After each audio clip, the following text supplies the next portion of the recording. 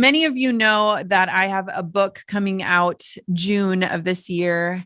And when I initially started writing the book, I did everything backwards intentionally. I didn't have a book deal or an agent or anyone speaking what the book should be about. And initially, I started writing a business book. And even when I was writing a business book, which is not at all what my actual book ended up being, I had a section in the book on body positivity and self-confidence and health. And one thing that I've realized in my journey as a woman, as a mom, as someone who has struggled with fertility, as an entrepreneur, is that the way that we feel in our bodies affects how we show up in every aspect of our lives, whether it is relationship, career, parenthood, friendship. The way that we feel in our skin changes our level of confidence. It changes the way that we qualify or disqualify ourselves for things. And it shifts what we believe to be possible for us as human beings. And so when I started the writing process, I knew that I really wanted to talk about body. If you follow me on Instagram, you know that I am not shy about sharing my celebrations of my body, but also my struggles with my body. And I have for over a decade. And what I love about talking about health is that it looks different for everyone. To me, I believe that there is no one size fits all, but there are tools and strategies and things that we can adopt into our lives to really enjoy our own journey towards a healthier version of ourselves. So I referenced that I probably wouldn't have been excited to speak about this topic months ago, but I am very excited to speak about it today because I'm at a very interesting place when it comes to my own health journey. And I actually have been very dedicated to my health and wellness over this entire year, specifically coming through the postpartum period for a second time and needing the energy to chase a very busy toddler. And so at the beginning of this year, I always choose a word of the year. And this year, my word was vibrant. It wasn't that I wanted to look a certain way or see a number on the scale or fit into a pair of pre-pregnancy jeans. I wanted to feel something. And we often talk about success on what things look like. Our goals are things that people could see and recognize. But what I've found is that a lot of times when we arrive in places in our lives where we're not happy or things don't feel the way we anticipated them feeling, it's because we were focused on what it looks like and not what it should feel like. And I was recently talking to a friend of mine who I am on a health journey with, and we talk openly about our own struggles as being busy entrepreneurs. And she said something to me. She said, I remember, Jenna, back in January when you were talking about your health goal, you just kept talking about the feeling. You didn't reference anything about what things would look like, but that feeling. And so I want to ask you today to really ask yourself, how is it that you want to move through life? How do you want to feel in your body, in your day to day, as you tackle the things that are on your calendar, as you chase your children? What do you want to feel? One thing that I think is fascinating when it comes to research around health habits is that when you proclaim your goal, you are far more likely to achieve it. So research from the American Society of Training and Development shows that when someone publicly shares their goals, they have around a 65% chance of success. However, having a specific accountability partner boosts that chance to 95%. And one thing that I've learned is that when I share my goals publicly, whether it is just speaking it to a friend or sharing it on the World Wide Web, I am far more likely to follow through. And so back in January, when I was on maternity leave, I shared that goal of wanting to feel vibrant, but I also gave myself a runway. One thing that I've learned when it comes to health is that a lot of times we want overnight fixes. Like we talk about things in the business world as overnight success. And if I've learned anything in my entrepreneurial journey, it is that overnight success does not exist. I call it over decade success, which is something my friend Glo Tanmo also shares, over the decade. And I think the same goes for health. We are seeking those quick fixes, but when they don't happen, we often fall off the bandwagon. And so I have learned that I myself need a runway, whether it is to embark on a new project, embark on a new journey or a goal, or to really achieve something great. And so knowing that I was preparing for what has been and what will be the busiest season in my entrepreneurial career in the last 4 years in getting my book out into the world, I knew that I couldn't just wait until 2 weeks before and say, okay, now I will feel vibrant. Now I will do the things. I knew that I needed to give myself a runway. And so I want to ask you right now, do you recognize that you are on a runway on your health journey? Do you recognize that the things that you are doing today are preparing you for tomorrow, a month from now, and a year from now? Now, one thing that I think about often when it comes to bodies and health is that we as human beings get so focused on the what and the how. Have you ever seen an amazing before and after photo and you look at it and you think, what did they do? Or how did they get there? I saw this awesome before and after photo of someone who was on their own health journey. And I clicked to the comment section and everyone was begging to know what and how, but nobody asked why. Not a single person in the comment section said, wow, look at your transformation. I want to know your why. And I've realized that in my own health journey, I've focused so much, so often on the what and the how, and they never stuck. And the reason they didn't stick was because the why was never strong enough. If the why was only to fit into a certain pair of pants, to wear a certain size, or to look a certain way, it's no wonder why the what and the how never stuck. And so when I thought about this year and what I envisioned for this year and this feeling that I wanted to embody, I had to come home to a really strong why, which is why I truly believe sitting here with you today, I can say that I am the healthiest I've been in a very, very long time. Now, one thing that we often forget about in life is that we change, and change is a beautiful thing, though most of us are afraid of it. My why has shifted through the different seasons of my life. Earlier on during my fertility journey, my why was to be able to carry a pregnancy to term. Now my why is to be able to chase the toddler and feed the baby. And we often don't take a moment to pause and ask ourselves, what is my why right now? Why do I want to feel a certain way? Why do I want to feel better? Why do I want to feel energized? Why does vibrant strike a chord when I think about how I want to move through my day? Now, I don't know if this is for you, but it is for me. I often struggle to listen to health professionals when they have it all figured out, when they are the after picture, they are the walking after picture. I cannot relate oftentimes because I always feel like I am in the middle. I am not the before and I am not the after. I am simply becoming. And so when it comes to health, I struggle sometimes to listen to the people who have it all figured out because I can't relate. On an hour by hour basis, I'm having these conversations with myself. Should I eat the mac and cheese or should I grab the banana? Should I move my body or should I take a nap? And so what's fascinating about being on this journey is that I hope that you understand that I'm coming to you from a place of I am in the middle. I'm neither the before or the after. I'm simply becoming. And so as we walk through this, I want to acknowledge the fact that health is a really complex thing. It's not just the weight on the scale or the metrics that is measured in a doctor's office, but a lot of times health is accompanied by traumas and cycles and rewards and punishments and failing and shame and all of these things that we carry with our physical body. And so when we dive into learning about health, I think it is important that we as human beings approach it from this place of understanding that health isn't just about fueling our body and moving our body, that health encompasses a lot of what we carry through life: grief, shame, happiness, joy. It all comes through our bodies and we all walk through and carry it. There's this line in my book that I love because I know that part of my health journey has been in the grieving process when we went through our pregnancy losses. And there's this line in my book that says that we're not meant to move on from our grief. We're meant to learn to move with it. We're meant to pick it up and carry it with us, getting stronger as we learn how to do that. We're meant to pick up our grief and have it be a passenger on this journey of life so that we can both look out the window and say we were moving together. And I know that for me, health is so much more than what people see. Health is so deep.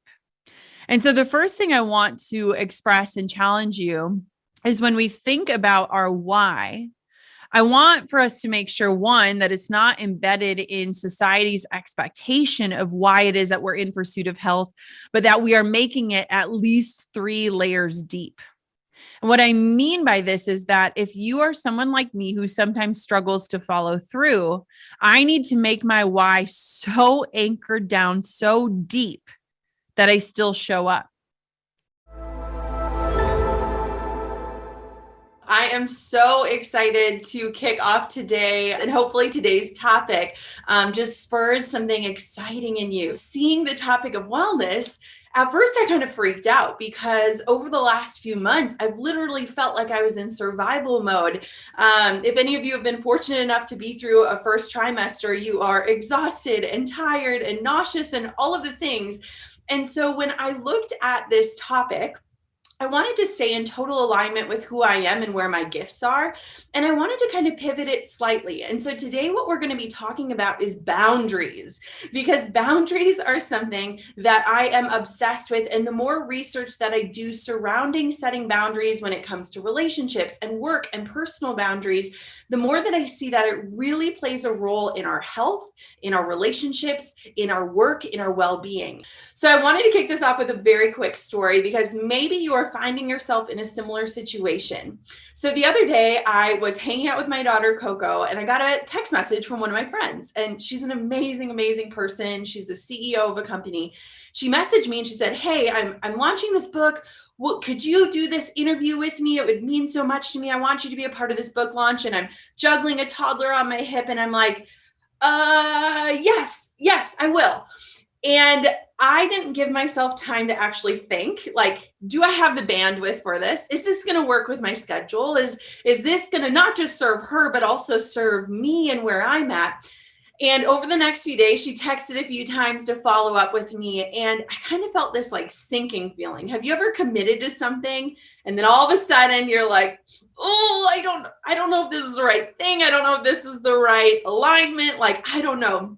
And so she's texting me and I can feel this hesitation in me. Like I wanted to pretend like I didn't read the text because I didn't know how to respond and I didn't know how to politely back out. And I've uncovered so much over the years that so many of us are innately people pleasers, right? Like there's nothing better than serving others, making them feel valued, bringing them joy. And we're taught that from a young age.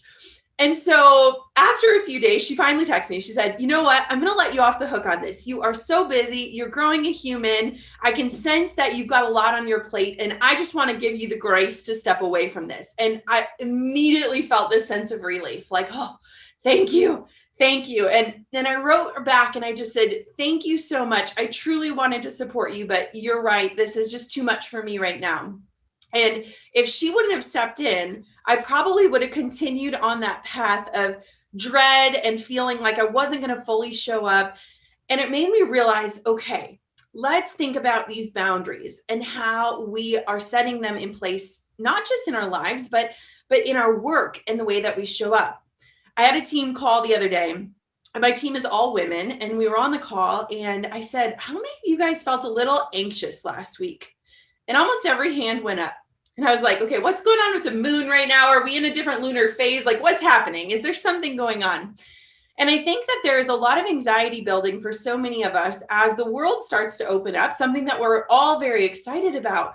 But for so many of us, myself included, I've kind of thrived in more of an isolated environment. I'm introverted. I've learned to like feel safe in my surroundings. I've relinquished a lot of the guilt that I used to hold on to for not being super social. There's a lot of pressures in anxiety happening. And I'm just curious if anyone else is feeling that too, as we start to navigate what is this new normal. And I know we've talked about this a lot with GrowthDay, as as we're transitioning, like, what is it that we're rushing back to? What are we excited about? But how do we also protect our peace as we start to kind of explore what this new world is like and take the lessons, because there's been so many valuable lessons this last year, and carry them forward with us? And I truly believe that boundaries are the way that we're going to be able to do this and do so elegantly. So how many of you love Brené Brown? I am obsessed with her. I think she's absolutely brilliant. And one of my favorite quotes of hers is, daring to set boundaries is about having the courage to love ourselves, even when we risk disappointing others. We can't base our own worthiness on others' approval. And this is coming from someone who spent years trying to please everyone. Only when we believe deep down that we are enough and that we can say enough. And I love that line from Brené, because I think it's super powerful when we think about boundaries, because we tend to think about boundaries in the form of disappointing others, or that they're going to actually disconnect us. But the truth is that a lack of boundaries is what actually disconnects us from ourselves. How many of you have ever felt just out of alignment? Like your life's compass is pointing in one direction and you're going in the exact opposite. And usually when we feel that way, we can pinpoint it to places where we have been trying to please other people. We've been adding too much to our plate, or we just haven't gotten quiet enough with ourselves to ask ourselves, what direction do I want to go in? So I was talking to my team about this because I think it's really important, one, as a leader, to understand what boundaries can look like, but two, as someone who creates a culture, which is all of you. You create a culture in your workplace, with your peers, with your mentors, with your family, to understand how setting boundaries can look and also how they can be respected. So the first thing that I think about when it comes to setting boundaries is, how can we protect our best yeses and start to make no our default? So when I say this, I'm coming from a place of, most of us are yes people. We want to say yes to every request, every opportunity, every chance to serve, every thing that we're needed. And we love to feel helpful. We love to make an impact. We love to show up for others. But what happens is that yes becomes our default. And so we start to overextend ourselves. How many of you have looked at your calendar and just felt dread? Like, it's too full. There's too many things. I can't believe I said yes to this meeting and then baseball practice, and then I got to go here and I got to go there. When we start to protect our best yeses, like really covet them, it starts to help us make no the default. And here's what I want to share with you. I was sitting at a table the other day talking to another mother. And I told her, I said, I've gotten really good at saying no. And she's like, wait, tell me how. How do you say no? And I said, well, you know what? I created this template. And it helps for me to communicate super clearly why I'm saying no without making the other person feel uncomfortable or that they're not worthy. And so she goes, can you send me that template? And I said, yes. So here's what the template says. Thank you so much for reaching out and sharing your idea or your vision or your request with me. I've recognized that at this time of my life, any yes that I say is an equal no to the values that I've set for myself when it comes to time, family, and energy. I want you to know I'm cheering you on and championing you every step of the way. And my no is not in regards to you, how much I care about you, or your brilliant idea. It's more of me making an attempt to walk out my values in this season. And she goes, oh, wait, what? That's what you send people? And I said, yeah, that's what I send almost everyone. And she said, wow, that makes me respect you so much more. It doesn't make me feel less than. It doesn't make me feel like my idea stinks or I'm not worthy enough of your time or your energy. It actually makes me see that people can walk the walk. And so I created templates like this that allow me to communicate that boundary in a way that shares why I'm saying no, but also cheers that person on and encourages them to also set those boundaries. Reinvention, man, what a big word. And when I found out that this was the topic for this month, I was just thinking, gosh, how many of us are in this life stage, in this phase, this season of life where we're wondering, what does it look like to reinvent? And more importantly, am I in need for one? And as I was preparing for today, I always just love to look up what is the definition.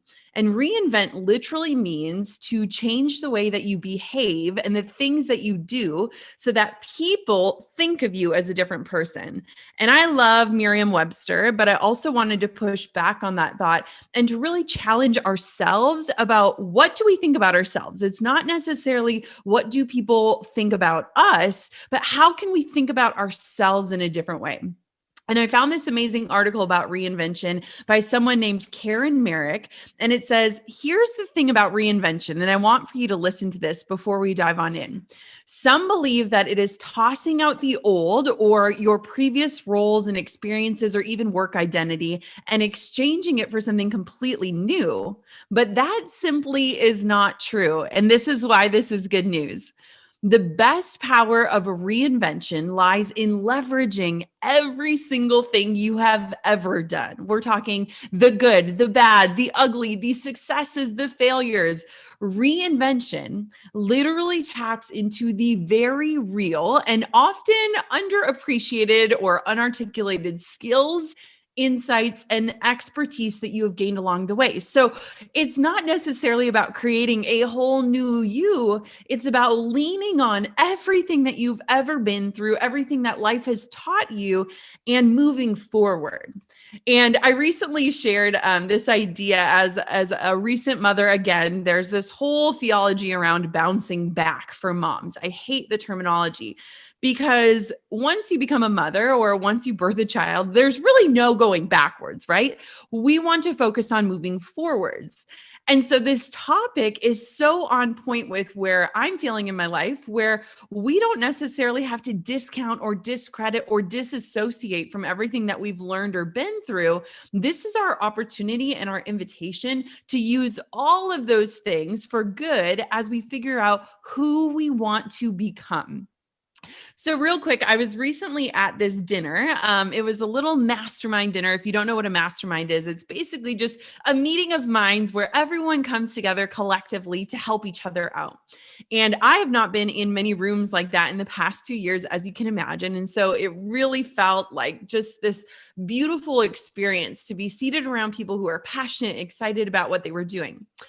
And I noticed this trend within the room that as we went around the room, everyone was introducing themselves, and there was a lot of couples there, a lot of spouse pairs. And the men would generally start talking, and they would share about all these things that they've done and who they are and what they do and how they serve the world. And then at the very end, the women would kind of meekly add in like, oh, I just have this little side coaching thing, or I just am like kind of like an influencer. And it was almost this like apologetic acknowledgement of their identity. And we had a little break while we were waiting for dinner to show up. And I was sitting at one of the tables, and suddenly I kind of noticed all these women were around me.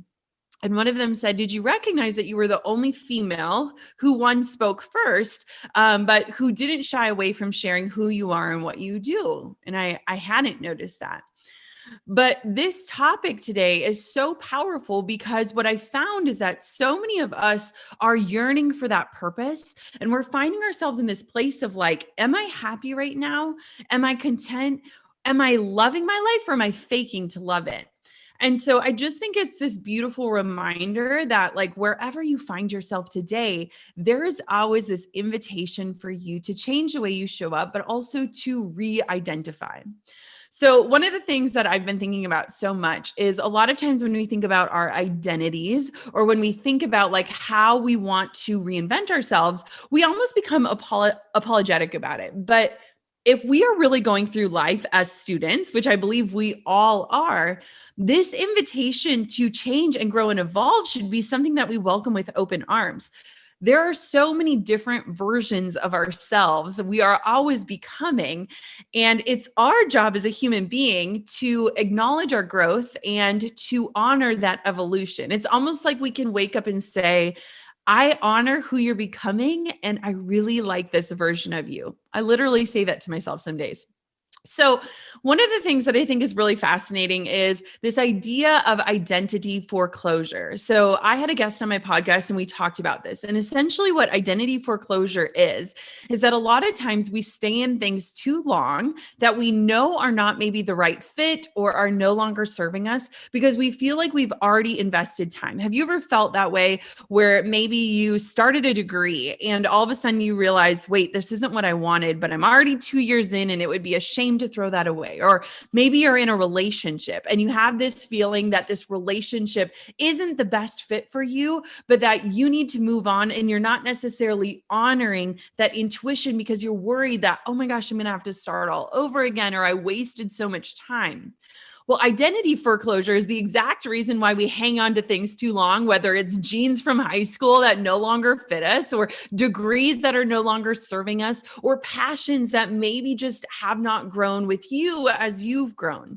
And so identity foreclosure is something that we really need to evaluate in ourselves. And a lot of times identity foreclosure, in my opinion, is coupled with ego.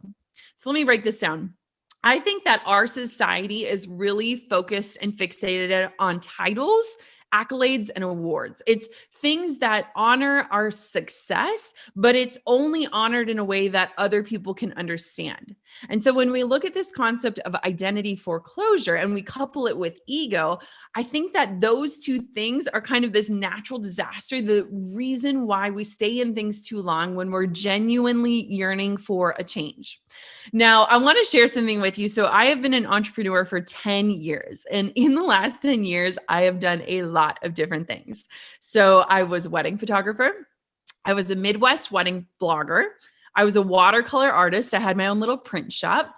I started this podcast. I became a public speaker. I created online courses. I did online coaching. I've hosted masterminds. I've done all of these things. And most recently, I added the title author to all of the different things I've done. Now, I have really struggled in times where there are these transitions happening and I cannot communicate exactly what I do or how I show up and how I serve the world. But someone recently asked me, they were like, how are you able to pivot so many different times and find success in so many different places in a 10-year time span? I mean, that's a lot of things that I've done. And the reality is that my identity is not found in my output. My identity is found in who I am. And when we as human beings connect on this human level, it invites us to change and evolve in a way that people will support you as you grow. There's this meme that I just love whenever I see it. And it's like, notice who is watching you and says like, I like this version of you too. Those are the people that you want in your life. And so when we think about this evolution, and if we're in this season of like, I really want to reinvent myself, we need to let go of the ego of titles and things that will express our success. And we need to get back to, what do our values tell us success will not just look like in our lives, but that success will feel like in our lives. One of the things that I was talking to my team about when I started thinking about relationships is, as we are transitioning kind of into this new world and into this kind of new way of living, I don't know about you, and I'd be curious if you comment or raise your hand, or I know you're watching in many different places, but are you feeling any anxiety about kind of getting back out into the world and kind of exploring relationships back on a face-to-face basis? Because over the past year, a lot of our relationships have gone digital. And I was doing a little bit of research because there was this common thread on my team, which is a team of women. And we were saying that a lot of times we feel like we're lacking a level of closeness in relationships. Like we don't have a lot of close friends. But actually, when we did research, people generally have 3 to 5 close and personal relationships. That's it. And I think that a lot of times in our lives, we kind of tell ourselves these lies of like, I don't have a lot of friends, or people don't love me, or I don't have a lot of close people in my life. But when I saw that 3 to 5 number, I was like, wait, this is what reality is. Relationships take time and energy and work. And based on what stage of life you're in, that can look totally different. And so thinking about, on average, people having 3 to 5 close and personal relationships, I think that gives us permission to go really deep with our relationships and have them be super quality without worrying about quantity. So I was also curious about how the pandemic affected relationships, what people were reporting. And so what was super interesting is about half, so 46% of people that responded to the survey reported that the pandemic didn't really change their relationship. So about half of the people. Now, of the other half, 27% stated that it improved their relationship, and 27% reported that the pandemic made their relationship worse. So it's super interesting to me because half of the people remained status quo when it comes to relationships, whether that's friendships or love relationships. And then of the other half, it was 50-50 in terms of if it helped their relationship or if it hurt their relationship. And so I just think we're coming at a really interesting place when we're talking about relationships, because everyone's in a different situation. And that's why I love this month on Growth Day, because there are so many different ways to look at relationships: your relationship with yourself, your relationship with your family, your friends, your relationship with money. But knowing also too, kind of taking an assessment of where you're at after this last year and just being really honest, because we're going to get into something I'm really excited about, which is relationship archetypes. And if you kind of come at it from a place of knowing where you're at in a relationship, it'll help. So one of the last things that they found over the last year, so Wolfgang Krieger, he's a Berlin-based psychologist, notes that during the pandemic, people were reducing social interactions and focusing on fewer, closer relationships. So if we get back to that idea of 3 to 5 relationships, close and personal, I think one of the beautiful things of this past year is that it almost challenged us to kind of let go of some of those relationships on the fringe, maybe that aren't serving or that are draining us, and really focus on deepening the relationships that are really personal and important to us. And so I think it's kind of a cool signifier that we were almost granted that permission through the last year. So speaking of last year, my team and I, we hired an emotional intelligence expert, and it was honestly so fascinating. Her name is Tico Nejan, and she changed my life and she changed my team's life. And in our analysis of emotional intelligence, we had to do these personal assessments. If you've ever done like the Enneagram or the Myers-Briggs, it's very similar to that, where you're kind of rating yourself. And one of the things that Tico called me out on throughout our relationship was that she said, Jenna, I see that you repeat a lot of the same behaviors in your relationships. She said, I sense these like patterns that you have. A lot of times I love to be the person that's the giver. And I'm not saying that as like a toot my own horn, like I love to give, but I love to show up in a relationship where I know I can add value, where I know I can help somebody. And when she called me out on that, she was like, my challenge for you is to like ask for help and not promise anything in return. I'm so bad at that. Like, I hate inconveniencing other people. I hate asking for anything. And she was like, you need to start flexing that muscle, getting better at that. And so Tico started challenging me to like work on relationships that I wasn't always the one giving or always the one making sure that someone was taken care of. And it honestly was a huge challenge for me. But what's so interesting is if you've never looked at relationship patterns, these patterns can be both good and bad. It's very similar to knowing your personality type, because when you can start to figure out what type of person you are or how you most commonly show up in relationships, it allows you to just bring this level of awareness to, is this healthy behavior or unhealthy behavior? And our relationships patterns dictate 3 basic things. So when we nail down what our patterns are, here's the things that they usually dictate.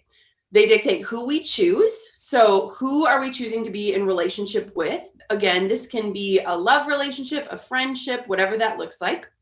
So the kind of people that we're choosing, the behaviors we exhibit in relationships or how we show up or act, and what we will allow in terms of how someone else treats us. Okay, so who we pick, the behaviors we exhibit, and what we allow in how we are treated.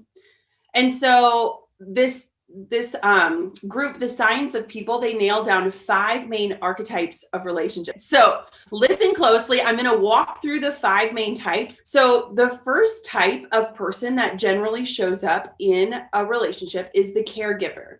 So the caregiver is when you're always trying to take care of or fix someone. You might seek out a relationship with someone who you believe needs to be fixed, even if they don't agree or they don't acknowledge that. So the first type is the caregiver. The second type is the alpha. So you want to be the dominant force, the one who makes the decisions, the person in charge. You kind of create the rules of the relationship. The third type is the parent. And I kind of giggled at this one because you take on a more maternal or paternal role. And it said, like, if you're constantly nagging your spouse to empty the dishwasher or pay the bills on time or put their shoes away. And I was like, oh gosh, is that me? But it's where you're parenting the other person. And so the third one is the parent. The fourth one is the codependent. So you lose your individuality to become this unit. You become kind of one with the other person, and you each kind of give up your individual identities to kind of create a new one together. That's the codependent. And then the last one is the push-pull. So this is the more volatile approach to relationships. It's the type of relationship where you commonly make up and break up. There's a lot of drama. Highs are high, the lows are low. So again, the 5 are caregiver, alpha, parent, codependent, and the push-pull. And I think it's super interesting because you can take on traits of different ones with different relationships, but what they found is that generally we show up as one main type, and that our relationships, who we choose, how we act, and the behaviors that we accept are generally based off of that archetype. And I thought that was so interesting. If you know which one you are, comment so that I can see. I'm just super curious.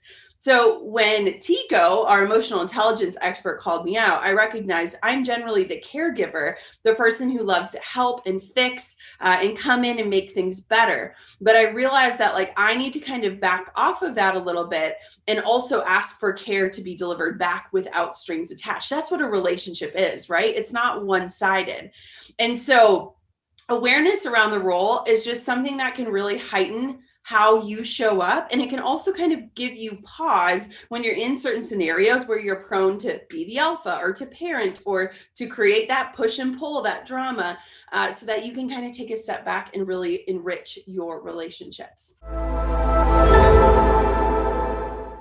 So one thing that I have been thinking about so much is that we all have this overarching narrative that we run through our mind constantly. And a lot of times we're really passive when it comes to it. Like, we don't even realize that this narrative is running and it's telling us who we are, what we're capable of, what our purpose is. And within this big narrative, this big story that we tell ourselves about our lives, there are an infinite number of sub-narratives, these tiny little stories, these tiny lines, these tiny lies that can either empower us or they can cause us to self-sabotage. I feel like when we really get honest with ourselves and we think about the thoughts that go through our brains like a radio dial, a lot of us have this inner mean girl or this inner critic that can sometimes be incredibly loud, that can constantly be telling us that we're not enough, or that we're not capable, or that we're not skilled enough or valuable enough or pretty enough or skinny enough or whatever that is. But what I'm inviting you to do today is, like a dial on the radio, to turn that inner critic down so that we can start to observe what our true mindset is, where it is rooted, and then how we can transform that as we start to move forward. So I want to tell you one quick story before we dive in. So my daughter is 2 years old. Her name is Coco, and she is just this little ball of energy. She's amazing. And every single morning when I wake her up, we always have like a little chit chat. And my daughter is slightly obsessive when it comes to cleanliness. She takes after my husband. He loves to vacuum. And one morning I saw her lick her finger and try to wipe a little mole off of her arm. She has this tiny little freckle, and oh my God, I just love that freckle so much. And so I'm waking her up out of bed and I watch her lick her finger, and she's just trying to get this mole gone. And it broke my heart because I was like, something in her thinks that that makes her broken or messy, or that there's something wrong with that. And so that day I told her, I said, honey, look at this. This is your special spot. Only you have this spot. It makes you one of a kind. It's my favorite part about you. It's so amazing. And the next morning I went in to wake her up in her crib, and she wakes up and she grabs her arm and she kisses it. She kisses that spot. And every single day when I wake her up now, she greets her special spot with so much love and adoration. And she notices little tiny freckles on me and on my husband, and she kisses them because we changed the way that she thought. We changed that thought pattern. And it was super interesting because I interviewed this incredible expert in neuroplasticity. And that word is so long, it almost threw me off. And she said, that story about your daughter proves that our brains are malleable, like that we can learn and relearn thoughts and patterns, that we can actually change based on our environment and our perspective. And while it's so easy for us to imagine a toddler changing the way she thinks about this special spot, imagine what it could look like for us as adults if we understood and accepted that our brain is malleable, that it can change according to our environment or our perspective. And the good news is that as adults, we have more control over our environment, don't we? So environmentally, we're receiving input or feedback from 5 to 10 people daily, which leads us to cultivating similar mindsets and belief patterns. And what we need to know about belief patterns is that both positive and negative ones can become our perspective. So I hope that illustration kind of helps set us off as we start to kind of dig in to reframing the narrative. I got so many takeaways from all of the other speakers, and I learned so much, but I want to dig a little bit deeper into the stories that we tell ourselves. Because I think that a lot of times for me personally, and this is why I think I admire you so deeply, is that I avoided mindset work for so long. I avoided it until there was no more avoiding it possible. Because for me, I knew that I could adopt all the systems and strategies and principles and become this entrepreneur. But you hit a point in life where if you don't start unpacking the stories you're telling yourself, if you don't start getting really honest about the lies you're telling yourself or where your beliefs are really grounded in, you are going to max out and hit a limit that may be real or maybe just make believe.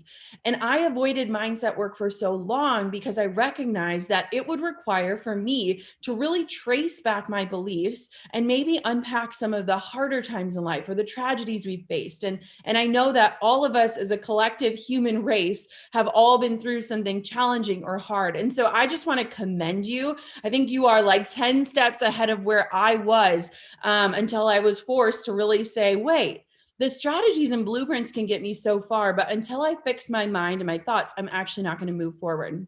So has anyone ever joined the app Headspace? It's a meditation app. I am terrible at meditating. I'm so inspired by the leaders who are like, I meditate for an hour a day. I'm so inspired by that. It's not for me. So the app Headspace is kind of like meditating for dummies, and I need it. It's like meditating for busy minds. And one of the first things that they guide you through that has really helped me when it comes to mindset is they have you close your eyes and they tell you, what I want for you to do is to not shut off your brain, but to imagine your thoughts driving by on a road as cars. So each thought you has a separate vehicle, and they're just going to be driving down the road. And your job is not to judge them or redirect them. Your job is just to observe your thoughts. How many of you have thought like meditation is like not thinking? It's like shutting your brain off, right? And you're like, I can't do that. My brain is like constantly going. But meditation is actually observing. You become this active observer of your thoughts. And what was really important to me about learning that tiny little takeaway was that I can become a non-judgmental observer of my thoughts. And then I can start to connect the dots to figure out, are these thoughts rooted in feelings? Are they rooted in emotions? Or are they rooted in truth? And I think that when we start to unpack those things, we can start to trace through the narratives, those things that we have on loop that can really hold us back or that can propel us forward. And so what I want to invite you to start becoming is just an observer of your own thoughts, of your own inner critic, of your own inner cheerleader, and of this voice. Because when we can observe without judgment, we can start to kind of break things down in a way that allows us to rebuild in a way that doesn't invoke shame or guilt. One thing I want us to think about, the main areas where we have inner dialogues are about our work life, our financial life, our relationships, our health, and our abilities. And so when you think of those categories, I would challenge you to think about or write down the top area that you're struggling with the most. And so let's say you really struggle in work and you might be doubting your abilities to be able to effectively communicate. So you question yourself all the time. You question, did I say the right thing? Did I not say enough? Should I have raised my hand? Should I have spoken up? And that makes you really wonder, like, am I ever going to be a good leader? Can anyone relate to this? I feel like sometimes communication can be that thing where we're like, someone once told me I'm a terrible communicator and thus I must be.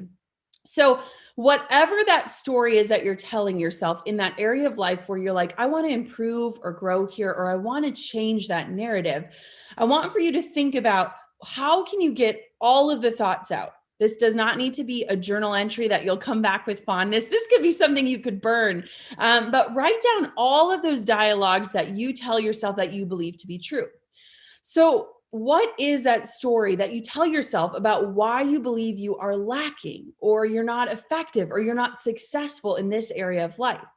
And if we invite ourselves to gently observe our thoughts and we continually ask ourselves a question, why, you'll likely start to uncover a narrative that has been on repeat in your life.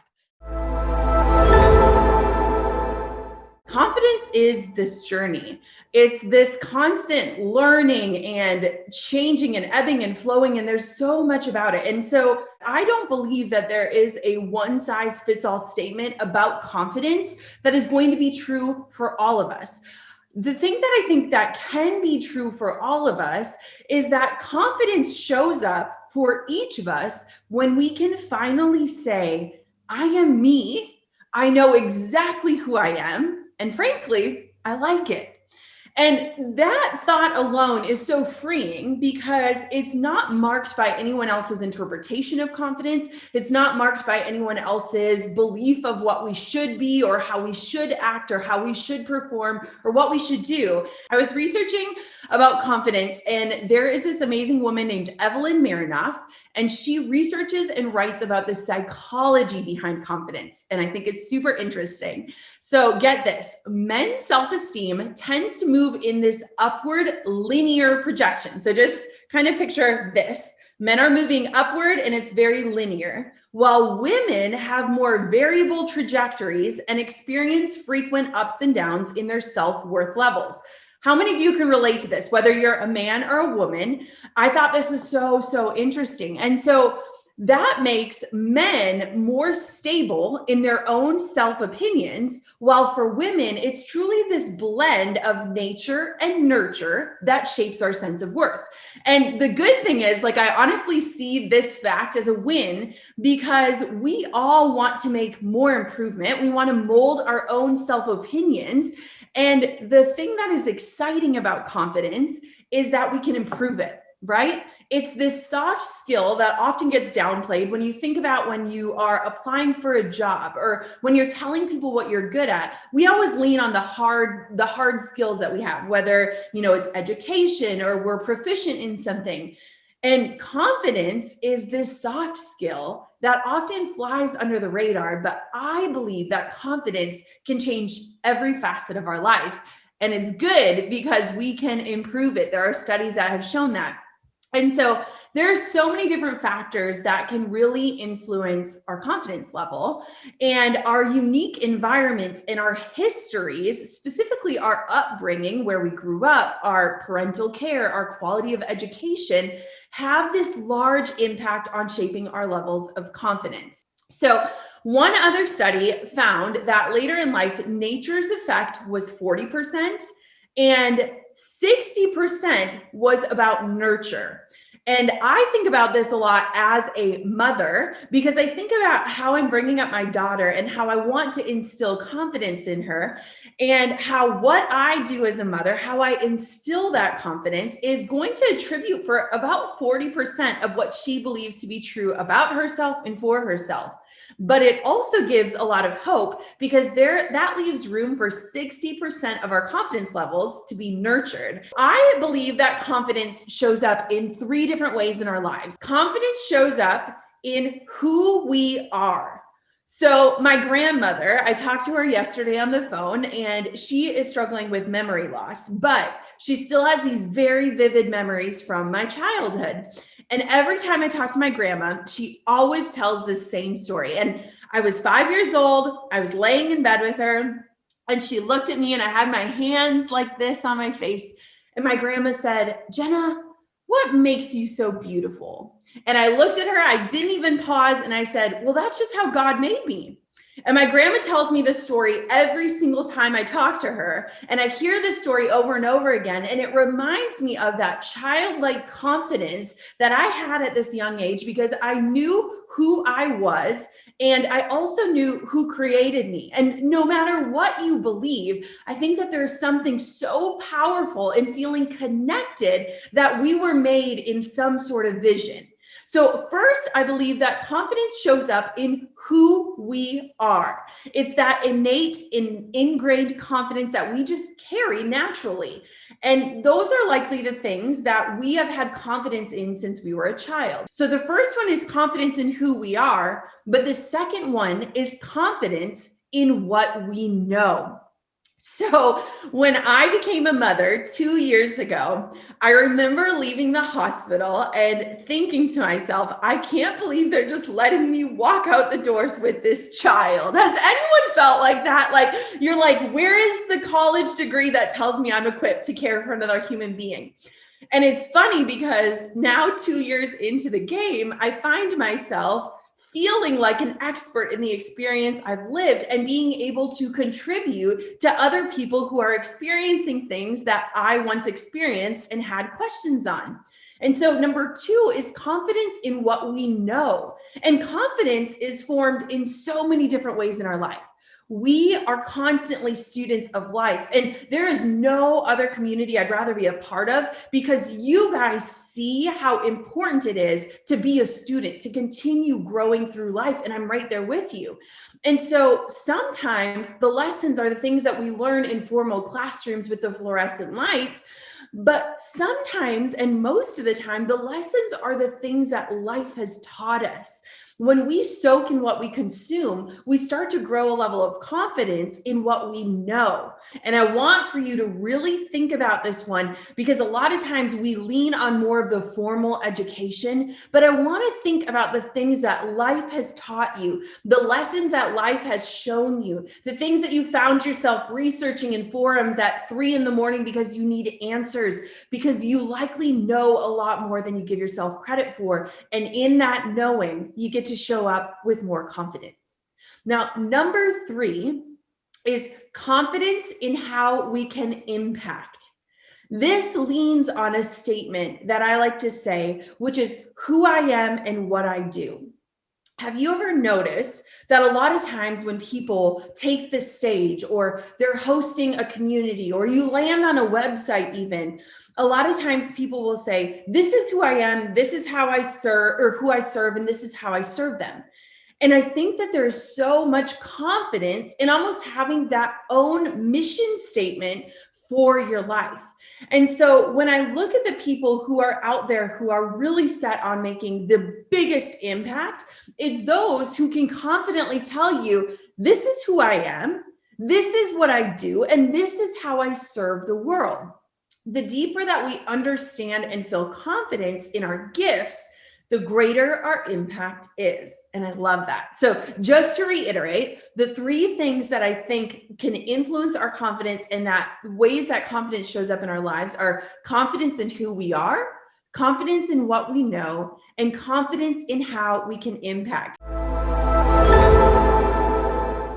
So obviously today is all about focus, flow, and productivity. How many of you feel like you are professional multitaskers? Like give you a million things and like you can manage it. The busier you are, the better you are. You're the people that can like do 5 things at once, and your spouse or your partner says, "Were you even listening to me?" And you can repeat back exactly what they were saying. And one of the things that when I was thinking about like, okay, what does the world need? Like, what do we need right now? Is that we are finishing our days, and maybe I'm speaking for myself, but tell me if you're feeling this way too, where you're finishing a day and you've worked so hard and you're exhausted and you're like, wait, what did I actually accomplish? Like, I feel like I got nothing done. I actually feel more overwhelmed after working all day than actually getting things moving forward. And when I think about this last year, especially as we approach the year mark of when the world shifted and everything changed as we knew it, I'm thinking about how so many of us are wearing so many hats.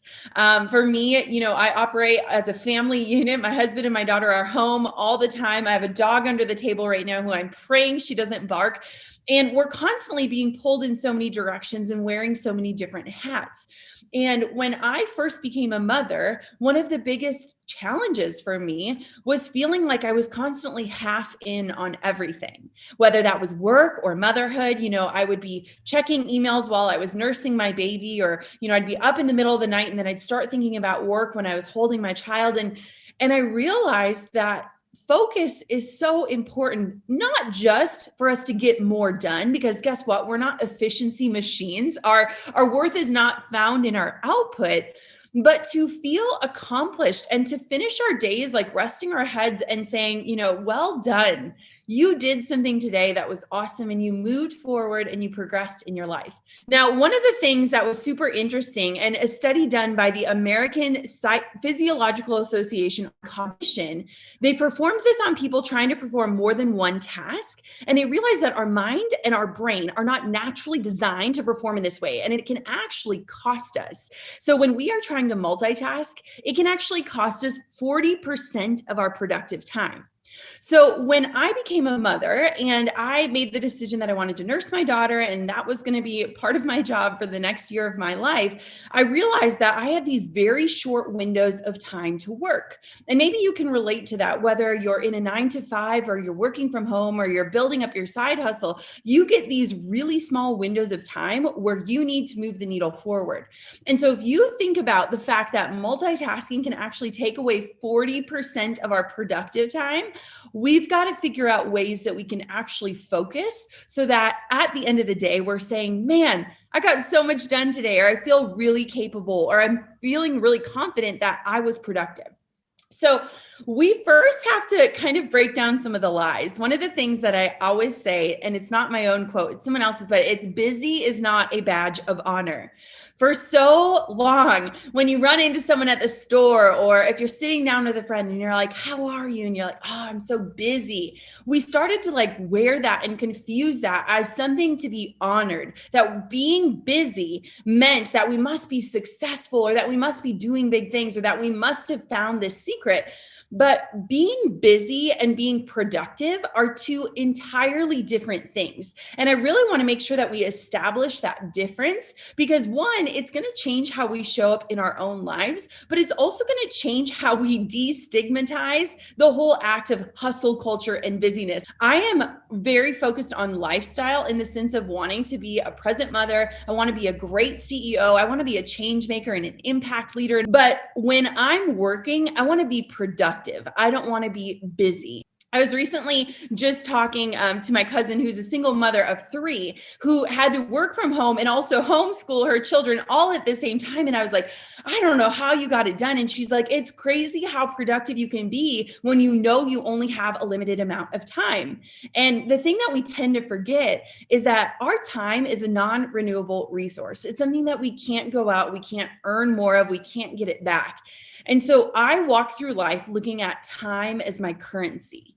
And so when I think about time being my currency, it's super important that the ways that I'm spending it are indicative of the life that I want and the work that I'm doing. So the first thing is called a brain dump. Okay. I know it doesn't have a fancy word, but this literally has changed my life in so many ways. So have you ever felt that you have so many ideas swirling in your head? You're so overwhelmed that you don't even know how to take any action. It's almost like we're paralyzed in inaction because there's so many things we're trying to remember, so many things we know we need to do. So whenever I start to feel overwhelmed, which I'm going to be honest, even this week I was feeling this way, what I did is I opened up a blank document or took out a blank piece of paper and I wrote down every thought that was in my head. Like I almost imagine, like close my eyes and imagine the thoughts just pouring out of my head through my pen or through my keyboard. And they can be the most random thoughts. So it could be like, I need to book a pediatrician appointment for my child. I need to make sure this email gets responded to. I need to make this in my funnel and I need to work out, like whatever it is, it's like these things that are like living in our head that are almost like bogging us down. And so brain dumps are not meant to be pretty. They're not necessarily practical, but they're this way to release these thoughts from your brain and trust that they are safe. So if I ever wake up in the middle of the night and there's something on my heart or there's something weighing on me or there's something I'm even losing sleep over, I take the time to just really quickly write it down. I remember my grandpa always had a pad of paper by his bed and I never understood it. And he's like, my best ideas come in the middle of the night. But for me, when I can release that thought and say, okay, I know you safely exist here. I don't need to think about you until I'm ready to come back to you. It has been such a game changer for me. I think that a lot of times we worry that we're going to forget something. And so we almost keep these thoughts living in our brain as a means of like, don't forget, don't forget, don't forget. But when we bog our brain down so much with all of these don't forget thoughts or all of these random things that we know we could take care of, not maybe now, but later, we're inhibiting our ability to think creatively, to think positively, to generate new ideas. So one of my team members, Kylie, she said that she does this every Sunday. So if you get the Sunday scaries, if Monday approaching kind of freaks you out and you're like, man, I'm about to start this new week and I have so much on my plate and I don't know if I can get it done. What she does is she drops everything onto a list or a document, or even we have like an organizational tool that we use inside of our company called Monday. It's basically a project management software, but basically she's like, I break down everything that's in my brain and I assign each task to a day of the week. And what she said, it's great reassurance when I see a stack of tasks or projects that give me that overwhelmed, like I have so much to do feeling. And when I see that they actually can fit into my week and that I have plenty of time to accomplish them. So one of the biggest things to remember is this doesn't have to be pretty. It doesn't have to be a bulleted list. It can literally be just releasing these thoughts from your mind to free up your energy and your time and your brain space to think about other things. And so brain dump is one of the best things you can do. And if you work with a team or if you have a spouse or a partner, sharing that brain dump can sometimes help people say, wait, I can help with that. Or, oh, you're worried about that? Let me take care of that. And so it's also a gentle way to learn how to start asking for help or to let people in when you are overwhelmed. I will share this with my husband sometimes because he is like the homemaker. He does the cooking and the cleaning. He watches our child. He's amazing. And so sometimes it's like the littlest things are driving me crazy, like sending the check out to this person or things. And he's like, I can do that for you. And so it's a great way to also learn how to ask for help, which a lot of times we're really bad at. This can be your day for personal growth. This can be that day you committed to and you remember and you go, that was the day I got myself a community. I got better coaches. I committed to making my life the absolute best that I could. This is that day. Make today your growth day. Click the button on this page and sign up right now.